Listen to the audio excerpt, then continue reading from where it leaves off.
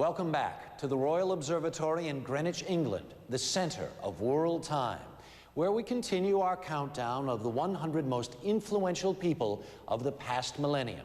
Heroes and villains, inventors and revolutionaries, the ones who reshaped the planet, who redrew it in their own image.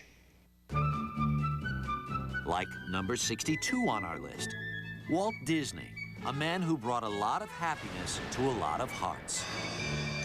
I can't remember 99 and 44 100% of all the movies I saw when I was a little boy. I can't remember any of them. But boy, do I remember Snow White. I still like to see Snow White. I still love to see the Seven Dwarfs. I think they're great.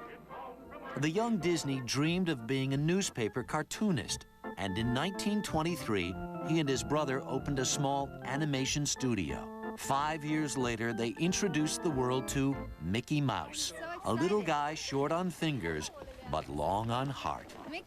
Walt, we want more fingers. You can't do anything with 4 fingers, Walt. I tell Walt, I say, look at your characters. They are very accessible, very with the big eyes. From that tiny mouse, a worldwide media empire was born, and a lovable cast of characters conquered the globe. He brought families together. He brought countries together.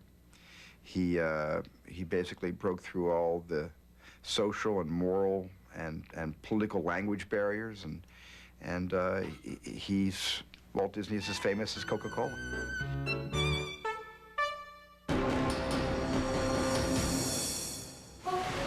He was the son of a blacksmith, but Michael Faraday laid the foundation for the age of electricity. It all began with this primitive motor. I think with some magnets and then some, a wheel and a couple of wires, and the thing would simply turn as long as you applied current to it. Now electricity does the chores for the farmer's wife. Faraday also figured out how to send electric power over distance via the generator and the transformer. Without him, we'd have no electric appliances, no mixers or toasters. And here's a frightening thought: no television.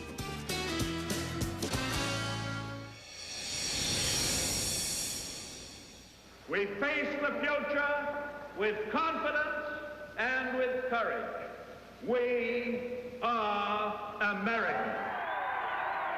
When you look at American political leaders of the century, one person stands out so far above the others that it's not even close, and that's Franklin Roosevelt. At age 39, he was struck down by polio. Yet his determination and compassion would guide our nation through 2 of its greatest crises. The only man ever elected president 4 times, Franklin Delano Roosevelt, number 60 on our list. In 1933, he set in motion the New Deal, massive programs to restore jobs and pull the country out of the Great Depression. And then his nation faced an even greater challenge, World War II.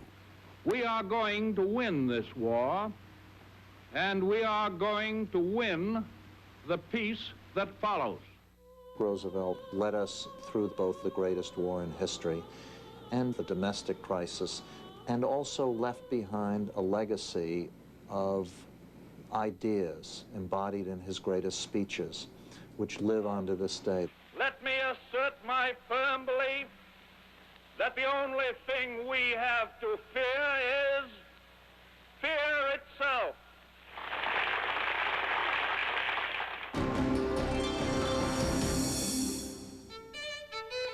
He's been called the most influential thinker of modern times. German philosopher Immanuel Kant.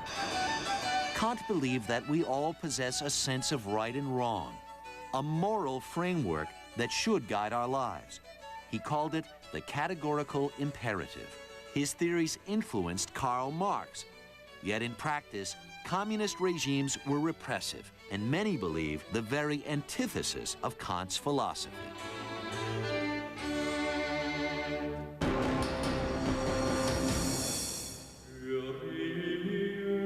A peasant girl who heard divine voices. Joan of Arc, number 58, patron saint of France. She led her country into combat against the English when she was only a teenager. But while she won the battle, she lost her life. when she was accused of heresy and burned at the stake. Later, Joan of Arc would be canonized. Today, she's still an international symbol of faith and freedom.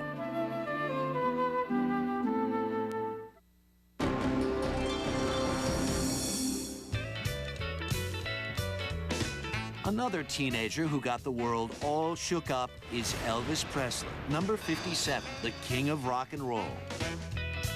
From the age of 13, Elvis began to soak up the music that would make him a star: gospel, country, rhythm and blues.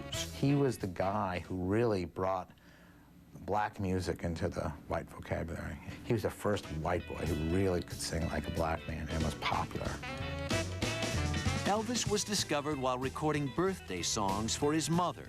Soon he became a nationwide sensation with movies, TV shows, and sold-out concerts, all featuring the good old boy with the smoldering eyes and the live wire hips. Elvis had this kind of magic combination of looks and voice. I mean, you cannot discount what a good-looking young man he was.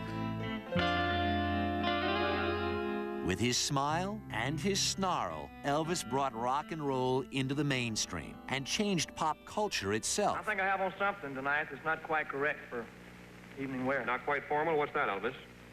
Blue suede shoes. Oh, yeah! A generation of teenage rebels followed his lead, making him not just a musician, but an idol. Some even consider him immortal. No wonder people still see him all over the world.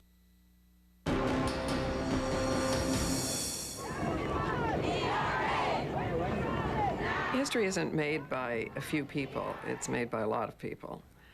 But without thousands, millions of people acting with the courage of Stanton, we would still today be objects, not people.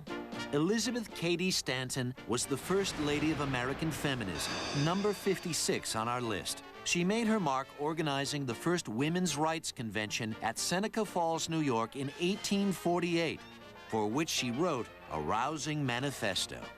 That document came to the conclusion that women should not be excluded from those glorious words of the Declaration and the Constitution, and believed that they had those inalienable rights that men had. Stanton soon joined forces with Susan B. Anthony. Together, they crusaded for women's causes. Stanton died in 1902, years before women were granted the right to vote, but with the knowledge that she had changed the relationship between men and women forever.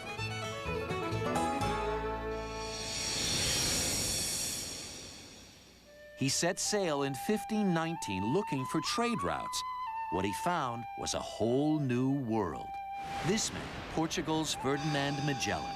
He led his fleet down the east coast of South America and discovered a passageway to the Pacific Ocean, the strait that still bears his name. Magellan died before his fleet struggled back to Spain, but his expedition achieved something unprecedented, the first journey around the Earth. What it did is it really, I think, gave us a global context of our planet. And Magellan's trip did one more very important thing. It proved that the world is round. I think John F. Kennedy should be on this list because he averted nuclear war by deciding that we would not bomb Cuba during the Cuban Missile Crisis.